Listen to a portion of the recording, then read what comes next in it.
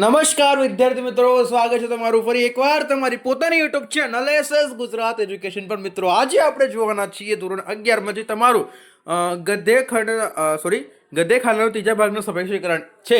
એટલે મીન્સ કે સપેક્ષીકરણ એ આપણે જોવાના છીએ મિત્રો, ગદ્યખંડનું. ઓકે, તો મિત્રો વિડીયોને અંત સુધી જોવાનું છે. વિડીયો ગમશે તો વિડીયોને લાઈક, ચેનલને મિત્રો સબસ્ક્રાઇબ કરવાનું ભૂલવાનું નથી. ઓકે, અને હા મિત્રો, જણાવી દઉં, જો તમે આ સંપૂર્ણ ગાલા અસાઇનમેન્ટના સોલ્યુશનની પીડીએફ મેળવવા માંગતા હોય તો તમને જે મોબાઈલ નંબર દેખાઈ રહ્યો છે તે મોબાઈલ નંબર મિત્રો કોલ કરી દો. સંપૂર્ણ ગાલા અસાઇનમેન્ટનું સોલ્યુશન માત્ર તમને 150 રૂપિયામાં મિત્રો મળી જવાનું છે. તો ફટાફટ કોલ કરીને એ મેળવી લેજો. ઓકે, આપણે જોઈએ આગળ. હું અહીંયા ખાલી જવાબો આપેલા છે તો હું જવાબો પછી વાંચીશ. પહેલાં તમને અસાઇનમેન્ટમાં આપેલો ઓલો છે ગદ્યખંડ એ વાંચીશ અને પછી અહીંયા જવાબ આપીશ. ઓકે, કે આપણે મોટા પુરુષોના જીવનમાં જોઈશું તો જણાશે કે અમને દુઃખ પહોંચાડવામાં કંઈ જ બાકી નથી. ઈસુ, સાયકેટ્રિસ્ટ, નરસિંહ, મીરા, કબીર કહેતો હતો, કબીર બધાને અનેક કસોટી. ઓકે, શું હતું આપણે ક્યાં હતા? કબીર બધાને અનેક કસોટીમાં પસાર થવું પડ્યું. કે નરસિંહ મહેતાને આખી જિંદગી ખાવા સાંસા હતા અને સમાજના મહેણા ટોણા એને કેટલાક સાંભળ્યા છે, પણ આજે ગુજરાતમાં એના ભજનો ઘેર ઘેર ભક્તિભાવથી ગવાય છે. હતાનો ઓલો વૈષ્ણવજન તો તેને કહીએ જ, એનું જ છે. ત્યારબાદ છે ઘરે ઘરે ગવાય છે. સમાજ સેવકોને મન આવી તાવણીમાંથી પસાર થવું હંમેશા સુખ રૂપ જ હોય છે. આવા અનુભવથી તે ઘડાય છે, પાકો થાય છે, તેના મન હૃદય પુષ્ટ બને છે. એ ધ્યાન રાખવાની બાબત છે કે પ્રતિષ્ઠા કોઈથી આપી શકાતી નથી, એ તો કર્તવ્ય પાલનમાંથી સ્વાભાવિક રીતે નિપજનારી વસ્તુ છે. સ્વામી વિવેકાનંદ. ઓકે, ત્યારબાદ એનું જવાબ મિત્રો જોઈશું. તો કે મહાપુરુષોનું જીવન એક કસોટી કાળ. પહેલા એનો ટાઇટલ આપી દેવાનું મિત્રો. ઓકે, ત્યારબાદ વિસ્તૃત સારાંશ. તો કે ઇતિહાસમાં ડોક્યુ કરતા જણાય છે કે ઈસુ ખ્રિસ્ત, સોક્રેટિસ, નરસિંહ મહેતા અને મીરાબાઈ જેવા મહાપુરુષો જીવનમાં મુસીબતો અને કસોટીઓની કોઈ કમી નહોતી. નરસિંહ મહેતા તો આખું જીવન ગરીબી અને સમાજ સેવાના અકાર વેણ સહન કરવા વિતાવ્યું હતું. તેમ છતાં આજે તેમના ભજનો દરેક ઘરમાં શ્રદ્ધાપૂર્વક ગવાય છે. સાચો સમાજ સેવક એ જ છે કે જે કસોટીથી ડરવાને બદલે હસતા મુખે સ્વીકારે છે, કારણ કે આવા કષ્ટદાયક અનુભવો જ તેના વ્યક્તિત્વને મજબૂત કરે છે, પરિપક્વ બનાવે છે. સ્વામી વિવેકાનંદના મતે પ્રતિષ્ઠા એ કોઈના આપવાથી મળતી ચીજ નથી, પરંતુ તો તે નિષ્ઠાપૂર્વક અને પ્રામાણિકતાને પોતાનું કર્તવ્ય બજાવવાથી સહજ રીતે પ્રાપ્ત થતી સિદ્ધિ છે. યોગ્ય શીર્ષક: સાચી પ્રતિષ્ઠા અને કર્તવ્યનો માર્ગ. ઓકે, બીજા નંબરનું જોઈશું મિત્રો. તેના પહેલાં પુસ્તકમાં વાંચી લો, પછી અહીંયા જોઈશું. કે વિડીયો લાઈક, ચેનલ સબસ્ક્રાઈબ કરી દેજો અને પીડીએફ માટે કોલ કરી દેજો. ઓકે, 150 રૂપિયા પ્રાઇસ છે. સોનું એ સીધ ચીજ છે. એ કંઈક અનાજ નથી કે કંઈક પેટ ભરાય નહીં. એ કંઈ ફૂલ નથી કે સૂંઘીને મન પ્રસન્ન થાય. એ કંઈ ફળ નથી કે એના રસ ધરાઈએ. એ કંઈ ઊન કે રેશમ નથી કે એના કપડાં બનાવી શરીરનું રક્ષણ કરીએ. એ કંઈ લાકડું કે રોઠું નથી કે એમાંથી નિત્યના વ્યવહારની અનેક વસ્તુઓ તૈયાર કરી લઈએ. અરે એ તંબાકુ કે અફીણ પણ નથી કે જેના કેફમાં દુનિયાનું દુઃખ ભૂલી જઈએ. ભાઈ સમજ્યા ને? એ ઝેર પણ નથી કે જેને ખાઈને એક ભવમાંથી મુક્ત થઈ જઈએ. છતાં ઝેર નથી કેમ કહેવામાં આવે છે? માણસના વ્યવહારમાં દાખલ થઈએ એ પરસ્પર વિશ્વાસ, પ્રેમ અને આદર નષ્ટ કરે છે. માણસની ધર્મ બુદ્ધિનો એ નાશ કરે છે. પવિત્રમાં પવિત્ર સંબંધ એક ક્ષણમાં એ તોડે છે. સોનાની વાત ચાલી રહી છે. ઓકે, અને એ નશાની ચીજ નથી એમ પણ કહેવાય છે. એનો નશો તો માણસનું આખું જીવન બગાડી નાખે છે. મોટા મોટા રાષ્ટ્રોને એ સ્વતંત્ર નાશક તેમજ અનન્ય મુલ્લક પ્રવૃત્તિમાં ઉતારો છે. સોનું એ મોટામાં મોટું અનર્થ છે. ઓકે, આમાં વિસ્તૃત સારાંશ જોઈશું સોનાવાળામાં. તો કે સોનું માનવીના સંબંધોનો નાશ કરનારો અનર્થ. ઓકે, તો કે વિસ્તૃત સારાંશ તો કે સોનું એ મનુષ્યની પાયાની જરૂરિયાત પૂરી પડતું સાધન નથી. તે નથી અનાજ કે ભૂખ મટાડે, નથી ફૂલ કે જે મનને પ્રફુલ્લિત કરે, કે નથી વસ્ત્ર કે જે શરીરનું રક્ષણ કરે. તેમ છતાં માણસોના પાછળ આંધળી દોટ મૂકે છે. કાકા સાહેબ કાલેલકર જણાવે છે કે સોનું એ એવો જીવલેણ નશો અને ઝેર છે કે જે માનવીના હૃદયમાં રહેલો પ્રેમ, પરસ્પર વિશ્વાસ અને આદર જેવા ઉમદા ગુણોને ક્ષણવારમાં નષ્ટ કરી નાખે છે. તો તે પવિત્ર સંબંધોને તોડી નાખે છે અને વ્યક્તિને સ્વાર્થી બનાવી દે છે. સોનાનો આ અતિરેક માત્ર વ્યક્તિગત નહીં પણ રાષ્ટ્રને પણ અન્યાયી અને વિનાશક માર્ગે દોરી જાય છે. આથી સોનું એ માનવ જાત માટે સુખનું સાધન નહીં પણ સૌથી મોટો અનર્થ છે. યોગ્ય શીર્ષક આપી દો ભાઈ, સોનું, નૈતિકતા અને સંબંધોનો શસ્ત્રો. મસ્ત શીર્ષક આપેલું છે. ત્રીજા નંબરનો જવાબ જોઈએ એના પહેલા ત્રીજા નંબરનો પ્રશ્ન જોઈશું. ઓકે મિત્રો, વિડીયો લાઈક, ચેનલ સબસ્ક્રાઇબ કરવાનું ભૂલો નહીં. એક અરીસા ઉપર જો કચરો અને ધૂળ જામી ગયો હોય તો તેમાં આપણું પ્રતિબિંબ જોઈ શકાતું નથી. વિડીયો લાઈક, ચેનલ સબસ્ક્રાઇબ અને પીડીએફ માટે કોલ કરી દેજો. તમને મોબાઈલ નંબર દેખાઈ જ રહ્યો છે મિત્રો તમને સ્ક્રીન ઉપર. 90 992 57 288 પર મિત્રો કોલ કરવાનો છે અને પીડીએફ મેળવી લેવાની છે 150 રૂપિયાની. બહુ બધા વિડીયો જોવા ના પડે. ઓકે, એક અરીસા ઉપર જો કચરો અને ધૂળ જામી ગઈ હોય તો તેમાં આપણું પ્રતિબિંબ જોઈ શકાતું નથી. તે જ રીતે અજ્ઞાન અને દૃષ્ટતા આપણા હૃદયમાં અરીસા ઉપર કચરા અને ધૂળ સમાન છે. ઓકે, જેમાં આપણે આપણી જાતનો જ સૌથી પ્રથમ વિચાર કરીએ છીએ. સ્વાર્થીપણું એ મોટામાં મોટું પાપ છે. જે એમ વિચારે છે કે હું પહેલો ખાઈ લઈશ, હું બીજાને કરતા વધુ ધન મેળવીશ અને બધું મારી પાસે જ રાખીશ. જે એમ વિચારે છે કે બીજાની પહેલા હું સ્વર્ગે જઈશ, બીજાઓને પહેલા હું મુક્તિ મેળવીશ, તે મનુષ્ય સ્વાર્થી છે. નિસ્વાર્થ મનુષ્ય કહે છે કે હું છેલ્લો રહીશ, હું સ્વર્ગમાં જવાની દરકાર કરતો નથી. વળી જો નરક જવાની પણ મારા ભાઈબંધોને હું મદદરૂપ થઈ શકું તો હું નરક જવા પણ તૈયાર છું.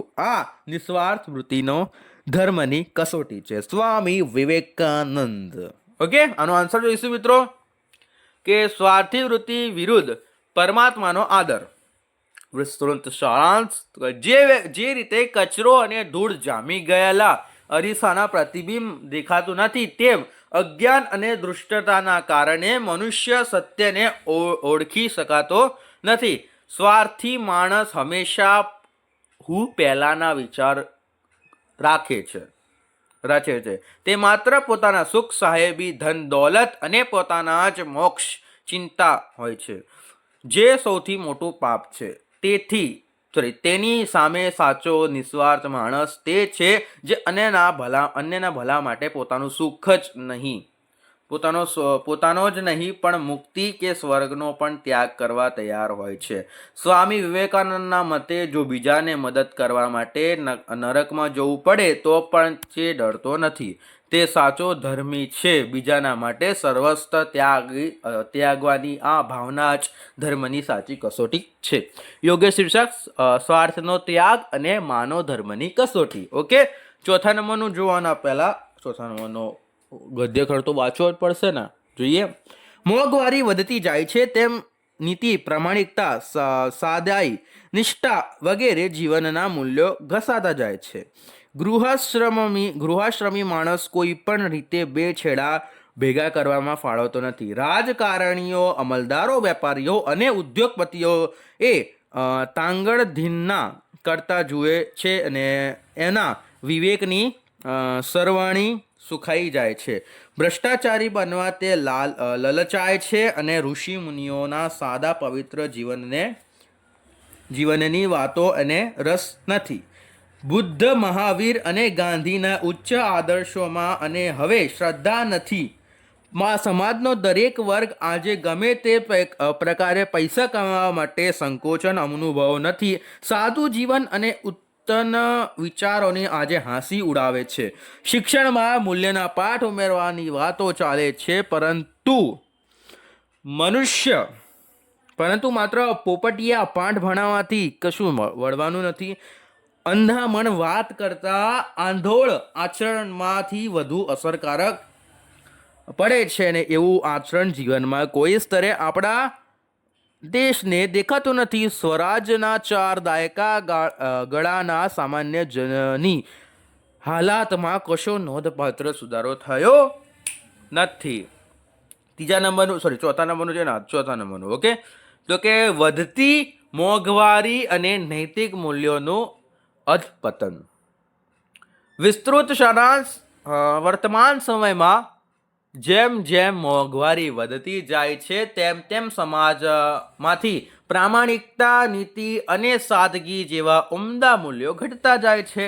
સામાન્ય માણસ જ્યારે સત્તાધીશો અને ઉદ્યોગપતિઓને ભ્રષ્ટાચારમાં ડૂબેલા જુએ છે ત્યારે તેની વિવેક બુદ્ધિ શૂન્ય થઈ જાય છે અને તે પણ ટૂંકા રસ્તે પૈસા કમાવા લલચાય છે. આજે ઉચ્ચ આદર્શો અને સાદું જીવન જીવનારા લોકોની હાંસી ઉડાવાય છે અને શિક્ષણમાં પણ માત્ર ડિગ્રી મેળવવાની હોડ જામી છે.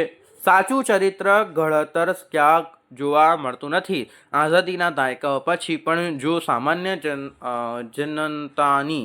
જનતાની હાલતમાં સુધારો નથી થયો તો તેની પાછળ નૈતિક પતન અને મૂલ્યહીન શિક્ષણ જવાબદાર છે. યોગ્ય શિક્ષક આધુનિક યુગમાં મૂલ્યોનું સંકટ અને ભ્રષ્ટાચાર. 5મું જોવાના પહેલા પ્રશ્નો વાંચીશ.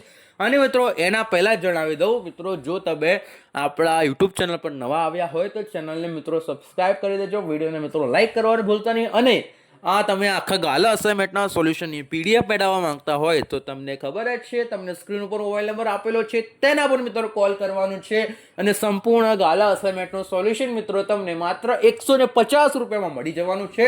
તો ફટાફટ કોલ કરીને મેળવી લેજો.